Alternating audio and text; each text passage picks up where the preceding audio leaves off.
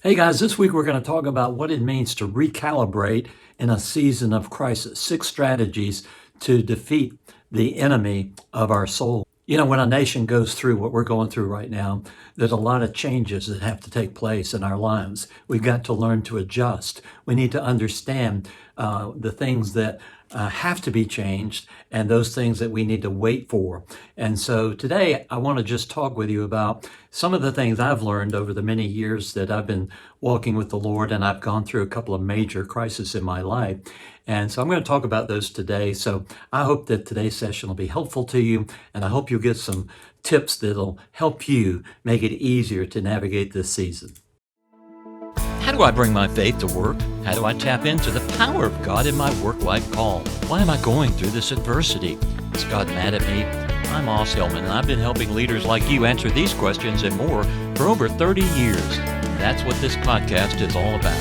Let's learn and grow together. Welcome to TGIF, Today God is First.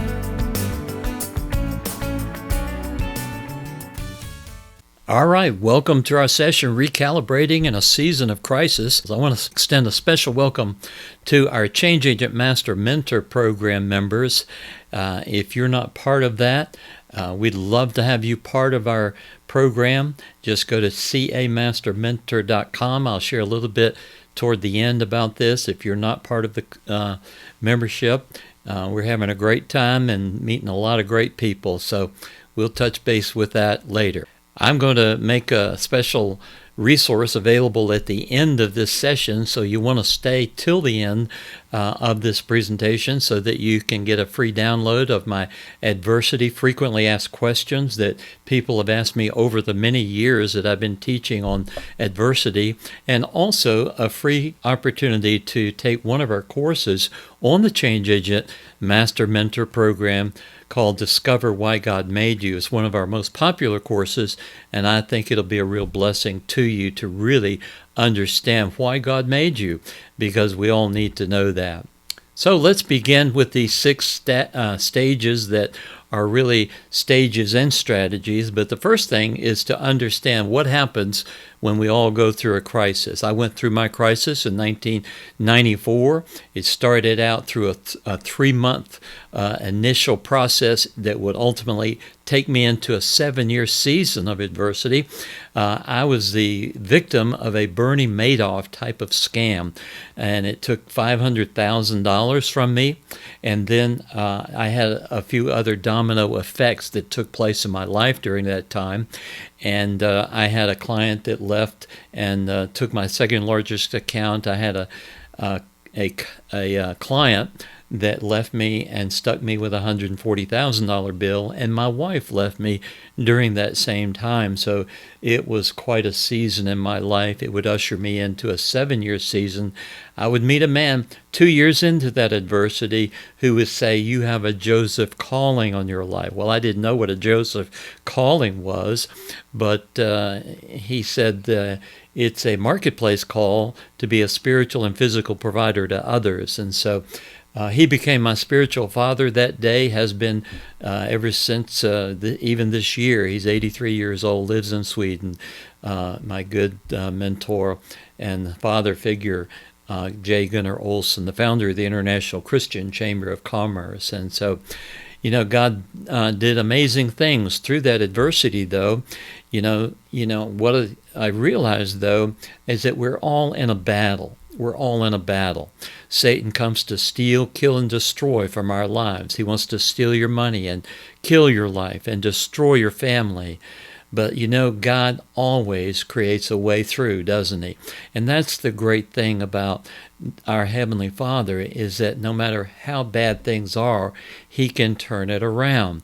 And he always knows chapter 2. And we know that all things work together for good for those who love God, to those who are called according to his purpose.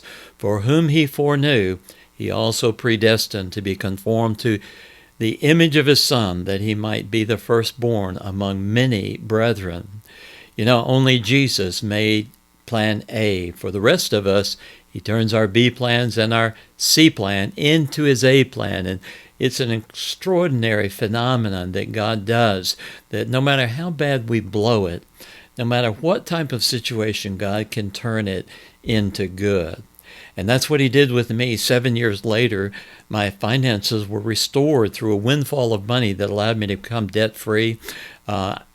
A ministry was birthed through that adversity, and that's what I do today. So it birthed into a whole new calling, and I would turn into being a writer, and I wasn't that really good in high school as a writer, but God has a way of turning our weakness into a strength, and I've just finished my 20th book, and so you never know how God is going to turn our Valley of Acres into a door of hope.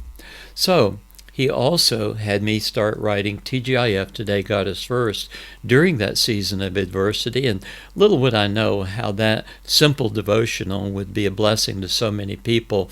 It now goes to 105 countries, if you can imagine that. And I get letters from people all the time how God has uniquely used that devotional to touch their lives. He's also turned me into an equipper of leaders and taken me to 26 countries to speak to leaders and equip them and help them understand that their work is a ministry and a calling. Now, one of the things I've discovered over the many years is the door to God's larger story almost always includes a crisis event. You know, I was watching a program recently about the Apostle Peter, and it was when Jesus came to him. And it says about Peter's life that he's answering the Lord about his own life. He says, "Master, we've worked hard all night and haven't caught anything, but because you say, I will let down the nets." You see, Peter evidently was in a lean time. Why would he have to work all night if it wasn't in a lean time? And so many of us can relate to that, you know, when we have to go the extra effort to try to make things work. And that's exactly what was going on with Peter. But the Lord came and met his need. I think that's so interesting that, you know, that Jesus solved a major financial problem for Peter before he called him into ministry with him and to be a part of his team. And that's so good of God to be able to be a problem solver in our lives. Now, over the years, I've learned many things through that time of adversity. I learned the faithfulness of God. You know, I learned that I could trust God and that he is my provider. You know, I didn't have a government program to bail me out. I didn't have unemployment that I could take on because I was a business owner. So I really had to trust God for what I was going through at that time. I also learned something about myself during that time. I was forced to look at some issues that caused some of the conflicts in my marital relationship, and I was able to discover that I had some generational strongholds that were affecting my life.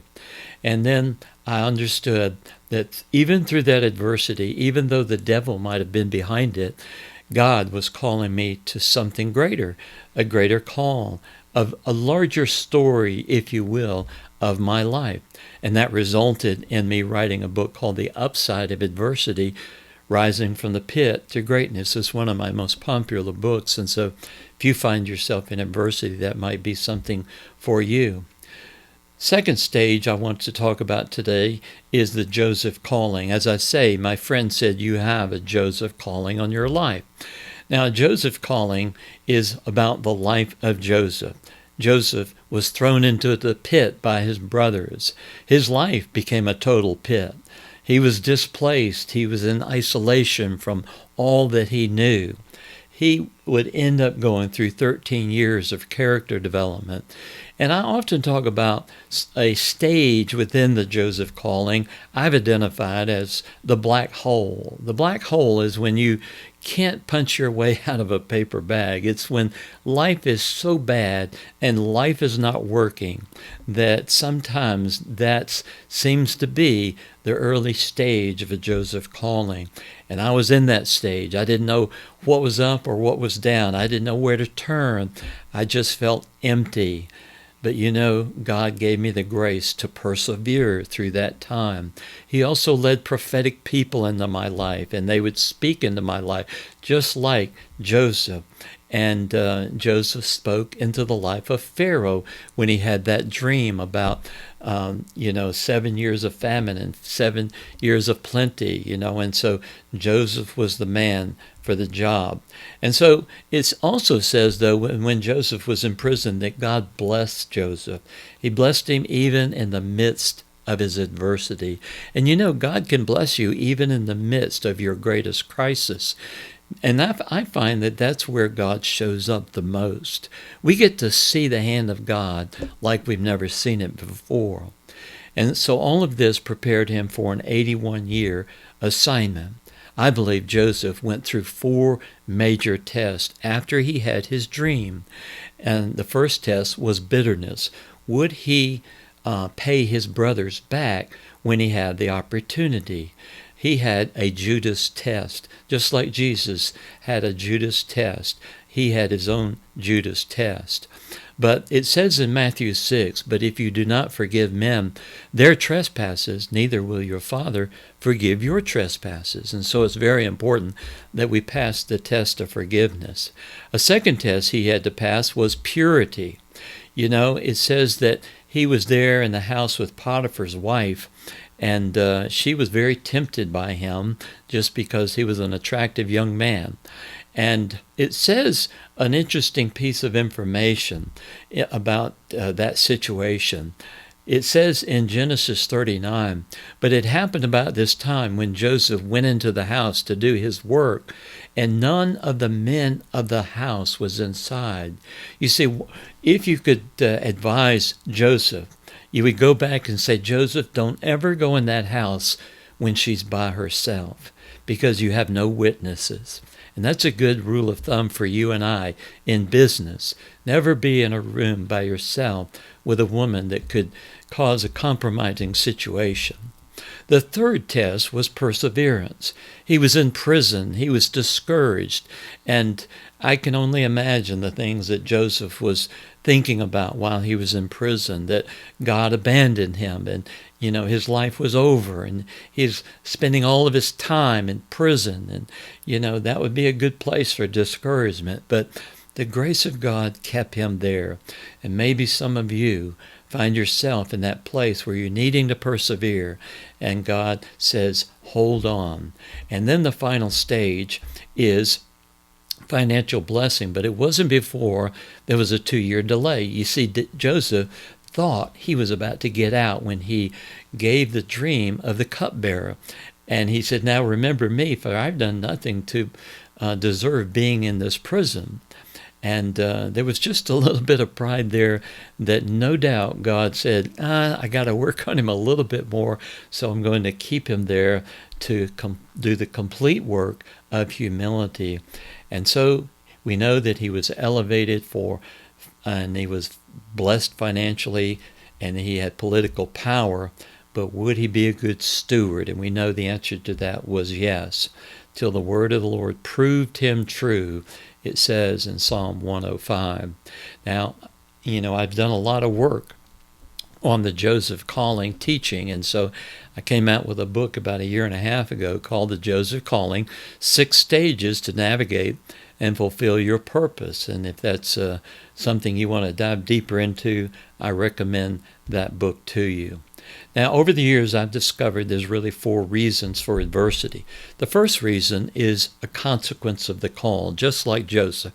You see, Joseph didn't go through adversity because of sin. He went through it because of a consequence of the call. The second reason we can go through adversity is sin. Gehazi sinned against God when he tried to get money from the general for the healing that Elijah did in his life.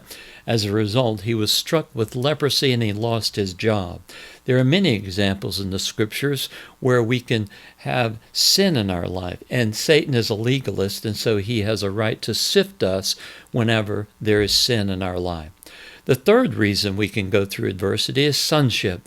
Hebrews 12:5 tells us that he treats us like sons and to discipline us in order that we are kept within the boundaries that God wants us to stay with him and to fulfill our destiny.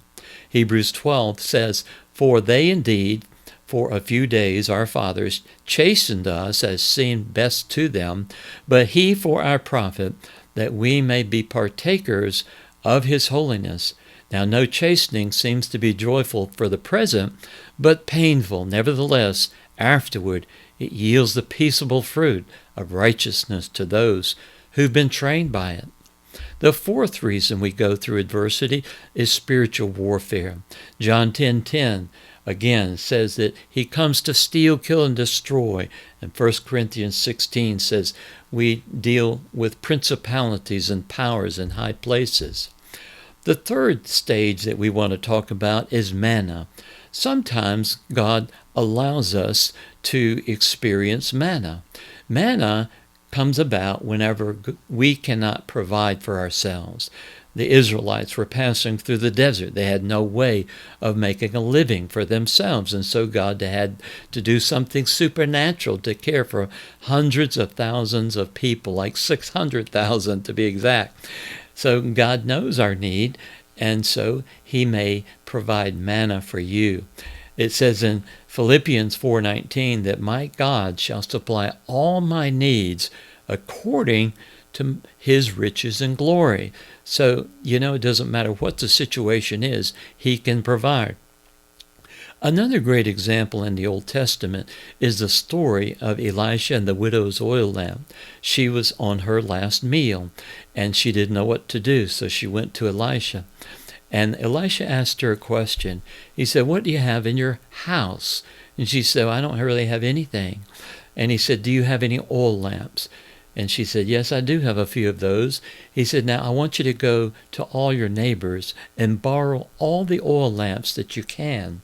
And so she did, and she brought them back into the house, and he said, "Now pour oil in the lamp." And so she poured oil in the lamp, and then she poured again and again and again to all her lamps, and she filled all of them up. It was a supernatural miracle. And so as a result of that, she was able to sell that oil and live off the proceeds. During a time like this, when, things are tight and you're not able to work, sometimes God gives you a witty invention. Maybe it's time to start an online business or an unused skill or tap into a relationship. Maybe you need to tap into the government programs that are offered to us right now. I hope that you are. I won't deal with that today because most of you have probably been given all the information you need on that. One of the verses in the Bible that have made a huge difference in my life in understanding about provision is Joshua 24:13. It says, "I've given you a land for which you did not labor, and cities which you did not build, and you dwell in them, and you eat of the vineyards and olive groves which you did not plant." What that tells me is that God blessed the people going through the promised land, not because of their skill and ability, but because of their obedience. And what that tells me also is that there are times where we're going to receive more than what we deserve and sometimes less than what we deserve. But if we stay obedient to God, he will provide. A great case study of that for myself, I could give you many, many of these, but one of them was back when I was going through my adversity.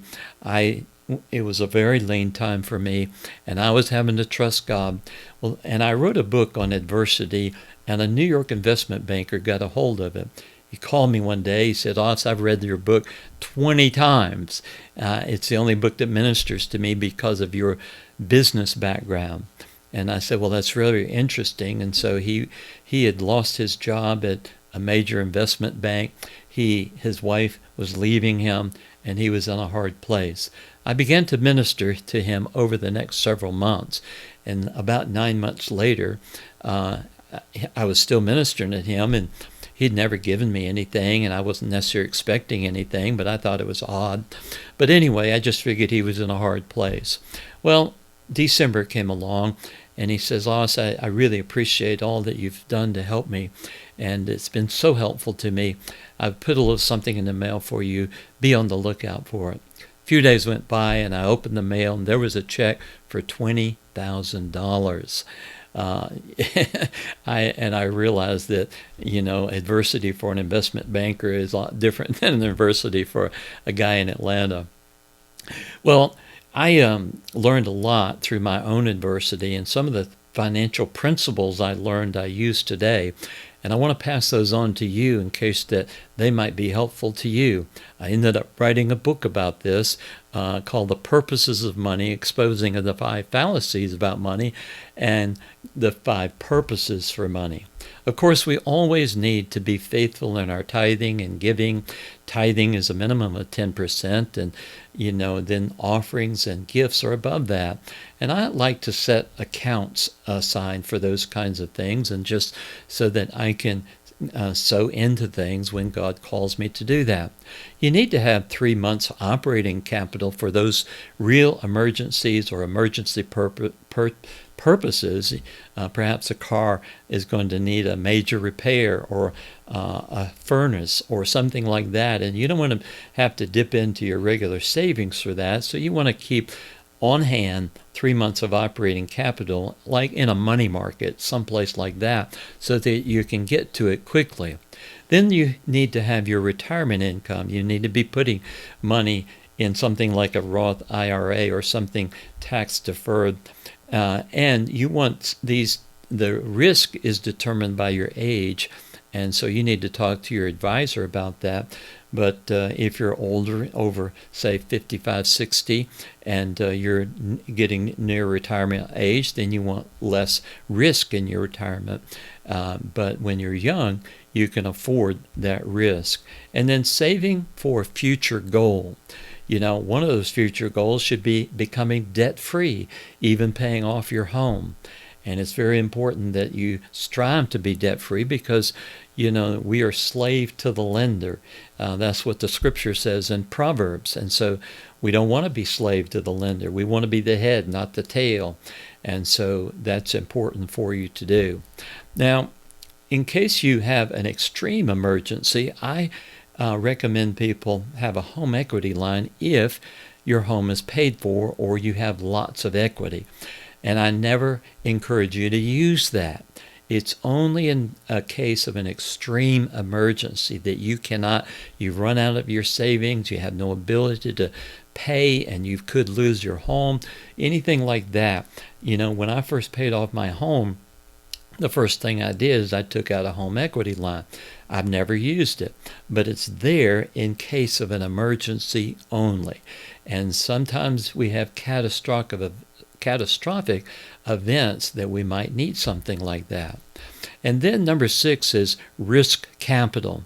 This is money that you should have an account that you invest, and it's money that's losable. In other words, you can afford to lose it, but because it has big upside potential, you want to have money like that you can invest, because you want to multiply what you have. So there will always be a crisis of belief stage requiring choices. God calls us to seek Him with a whole heart. But sometimes when we have pain in our life, we compensate for the pain. For men, sometimes that's pornography. Sometimes it's playing too hard, or entertainment, or sports, something to just get our mind off our pain. And that can lead to a shipwrecked faith. That's what happened to Israel. They shipwrecked their faith and got stuck in the desert for 40 years. Sometimes, number 4 is to make adjustments. The definition of stupidity is doing the same thing over and over and expecting a different outcome. We've all heard that statement, but do we take it to heart? I have a wonderful story. Back when I was in consulting, when I was in my transition period, I was doing consulting, and I was working for a grocery store marketing company. This company did all the branding of local grocery stores, and they would send that product with their branding. Well, this one chain was having a problem, and particularly this one store in the Midwest, and it was wintertime, and they just could not understand why their sales were going down in wintertime. And so they hired a consultant, and the consultant came in and began to observe what was going on. And so he noticed something very interesting. And so whenever the store went into the winter season, they cut the heat up in the store. And so when people would come into the store, they would take their coats off and put them in the basket. That meant there was less room for food in the baskets, and that's why their sales went down. So they changed the temperature in the store so the people would keep their coats on, and the sales went back up. What an amazing story, isn't it? You know, earlier in the year, we were relaunching a program we had started years ago, but we were kind of rebranding it, called the Change Agent Master Mentor Program. And we did all the research. We did surveys of all of our people and friends of the ministry. And we said, what's the price that you think, is the fair price to pay for this type of program? And what we felt the price was came in at was $79 a month. Well, we did our marketing, and to our chagrin, no one was buying very few people were buying, enrolling in the program for that price. And so I stepped back and I sought the Lord, and I said, Lord, what's going on? And so I just, he really challenged me and said, are you called to equip men and women? Does it really matter what the price is? I'm your provider. And so I ended up lowering the price to $19 a month, which I thought was very low for what we were providing. And but the people began to come, and now we're getting people enrolling every week, and we're able to equip men and women to fulfill their destiny. One of our members recently said, well, the Change Agent Master Mentor Program was something that as soon as you announced it, I really wanted to be a part of it. I felt that I needed a mentor or somebody that was going to be able to help me through the Christian faith, because I just felt that I wasn't any kind of impact. I've been reading a lot about the Joseph calling thing, and I do indeed have a Joseph calling. And right now, I feel that it's very, very important for believers to gather. Right now, I feel that it's very, very important for the believers to gather together, and the Change Agent Master Mentor Program allows us to do that. So here's a story of Cheryl, who, turned her adversity into a new calling and is helping to be mentored into that calling. You see, so often adversities realign our lives into God's purposes. And so that's really what's happening in the life of Cheryl. The fifth stage is isolation. And I like to say that God turns our messes into messages and into messengers. You shall hide them in the secret place of your presence, it says in Psalm 31:20. He reveals secret things in hidden places. He delivers the poor in their affliction and opens their ears in oppression, it says in Job 36:15. John Bunyan was hid away for 12 years and wrote Pilgrim's Progress. The Apostle John was on the island of Patmos and wrote the book of Revelation. Isaac Newton was hid away for 2 years in a bubonic plague in his own home, in which many of the discoveries he made. And of course the Apostle Paul, who wrote many of the epistles because of his prison time. And there are many, many others. Isaiah and Jeremiah and others were in places of isolation. There are a lot of opportunities that you could have in a quarantine like we're going through, like maybe write a book or spend quality time with your family, or work on a project you've been putting off, like cleaning that garage, or develop a new skill from online teaching, or join an online prayer group. Or how about enroll in an equipping and training program like the Change Agent Master Mentor Program, or become a mentor to someone in prison? That's what my wife does. She has a ministry called Life Changers Legacy, and they mentor men and women in prison via video and email. And what a great way to sow into the life of someone else who desperately needs it. And so you can find information from her at lifechangerslegacy.org. So in times of crisis, God often births innovation and entrepreneurship. So what problem has this crisis created that God might want you to solve? God is a problem solver, and there are many problems that need to be solved, and those problems present opportunities if you solve the right problem in which people want that problem solved. Number 6 is using our authorities for breakthroughs. Matthew 16:19 tells us that Jesus gives us the keys of the kingdom to bind on earth and bind in heaven, and loose on earth and loose in heaven. And in Mark 11:23, he tells us to speak to the mountain. Years ago, I woke up one morning after having to take 1,000 books as part of a contract, and I wasn't selling many books, and I felt impressed to go down to the basement and speak to my mountain of books. And I said, in the name of Jesus, get out of the basement and go be a blessing to someone who can use these books. Well, that was Saturday afternoon, and at 2 o'clock I got a call from a ministry in Dallas, Texas. They ordered $3,000 worth of books, 300 books. And I was amazed that it was Saturday when businesses were supposed to be closed. On another occasion, my wife and I were, before we were married, she was having to find a rental house for her 5 dogs, and that wasn't easy to do. And we found a rental house, and we put an offer on it, but they said, I'm sorry, there's already been an offer ahead of time. It's an executive from Apple, so we know that will go through. You need to look for something else. But when I posed that to my fiancée, Pamela, she said, no, that's our house. And I said, are you sure? And so we went back out to the house, walked around it, and claimed that house, just like Joshua did. And we said, in the name of Jesus, we cancel that contract. Well, at 2 o'clock that afternoon, my friend called me and said, I don't know what happened to this contract, but it's your house if you want it. And so sometimes we get in situations where we need to use God's authority to speak into a situation, to break open whatever logjam that we might be in. So in closing, I want to talk about the 4 attributes of what I see as a Christian in the workplace.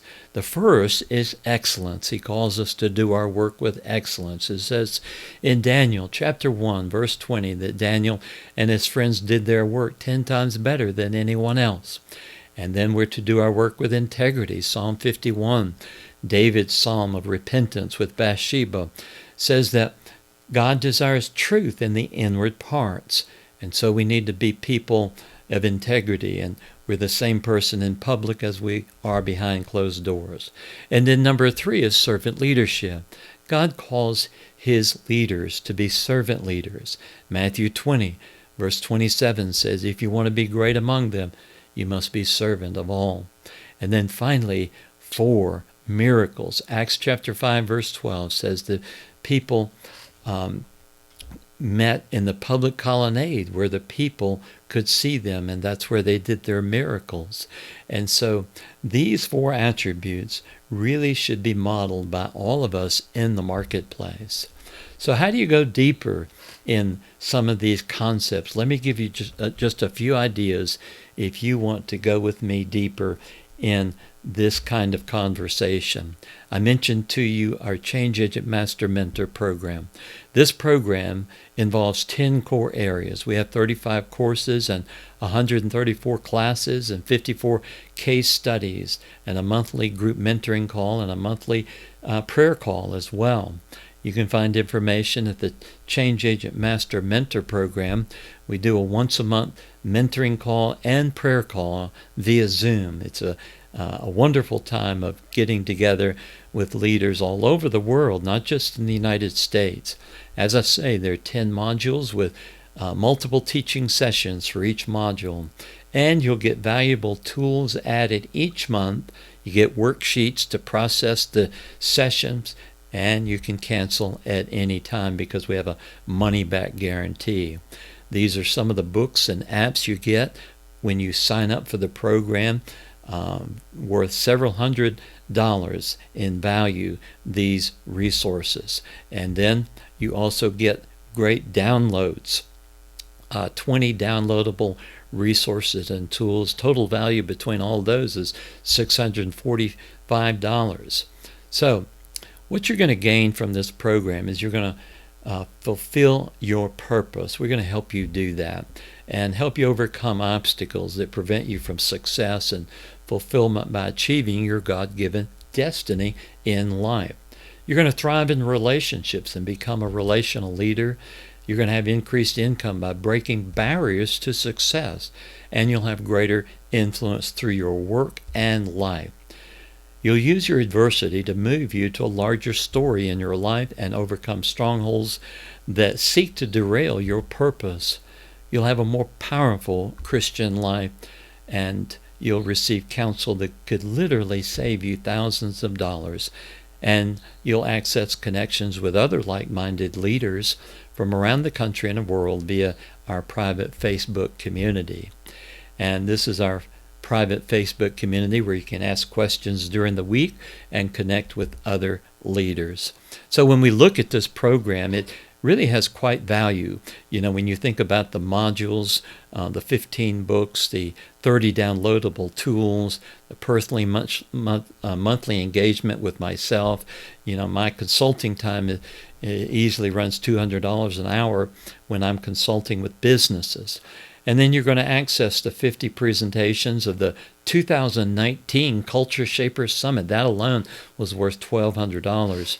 And then we are proposing an annual gathering of our leaders, and that has a value of $4,500. And then our weekly teaching e-journal, and then 50 video case studies and 250 leader interviews. And so you look at all of that, easily is a value of over $30,000. But you're not going to pay $450 for that a month, or $295 a month, or even $195 a month. We've set this at a ridiculously low price of $19 a month, at least for now. And that's because I never want money to keep people from being trained. And so I hope that you'll see that as a great investment in yourself. Of $19 a month. If you want to pay for the entire membership in 1 year for $190, you save 2 months, and that makes it even less. So we're talking less than 63 cents a day. So that includes the one group coaching and one monthly call a month. And as I say, you get a money-back guarantee. So check us out at Change Agent Master Mentor Program. We'd love to have you join us. So as I promised, I want to give you 3 opportunities and 3 downloads that you can get just for staying with me on our session today. The first thing is a resource called Adversity FAQ. And you can get this adversity e-booklet by going to adversityfaq.com.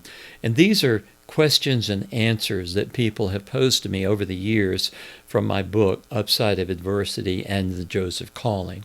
So go to that website, adversityfaq.com, to download that free.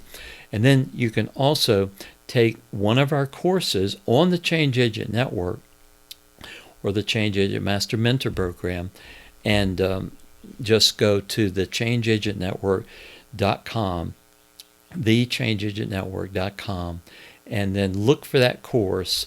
It's the first one listed, and then put the coupon code of free course in that coupon when you register, and you'll be able to take that course for free. Finally, I've released a new book this month called The Hidden Place, and you can read the first chapter of that book if you like at thehiddenplacebook.com, thehiddenplacebook.com.